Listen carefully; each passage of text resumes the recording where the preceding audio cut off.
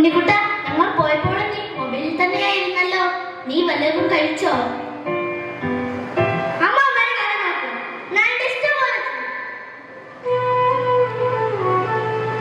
എന്റെ ഉണ്ണിക്കുട്ട, നീ എന്തൊക്കെയായി ചെയ്യുന്നത്?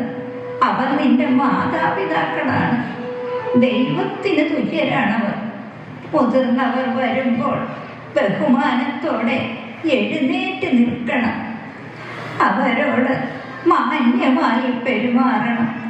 എന്റെ ദൈവമേ, കാലത്തിന്റെ ഒരു മാറ്റം. സോറി മുത്തശ്ശി.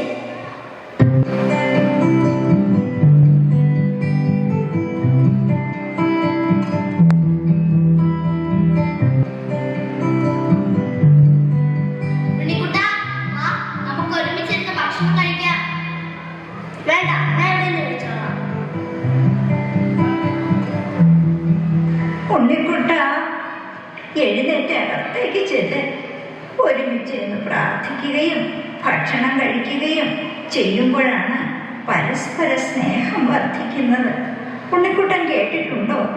കൂടുമ്പോൾ ഇമ്പമുള്ളതായിരിക്കണം കുടുംബം. എങ്കിലേ കുടുംബ ബന്ധങ്ങൾ നിലനിൽക്കൂ. ശരി മുത്തശ്ശി, ഞാൻ അവളുടെ കൂടെ ഇത് കഴിച്ചോളാം.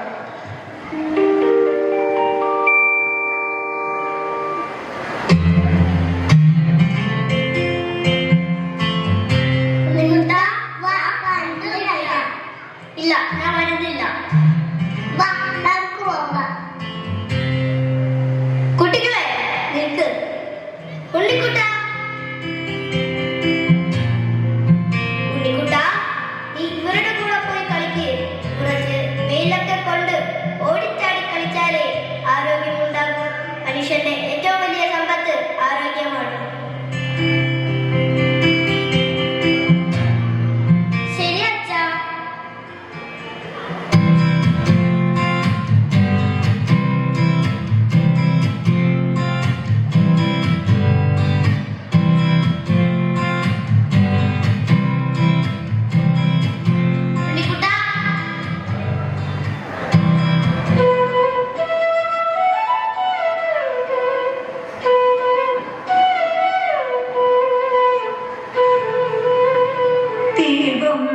ദീപം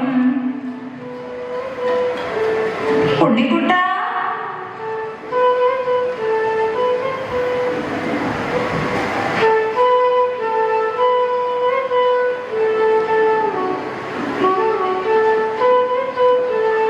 എന്താ ഇന്ന് ഉണ്ണിക്കുട്ടൻ പതിവില്ലാതെ നാമം ജപിക്കാൻ വന്നല്ലോ.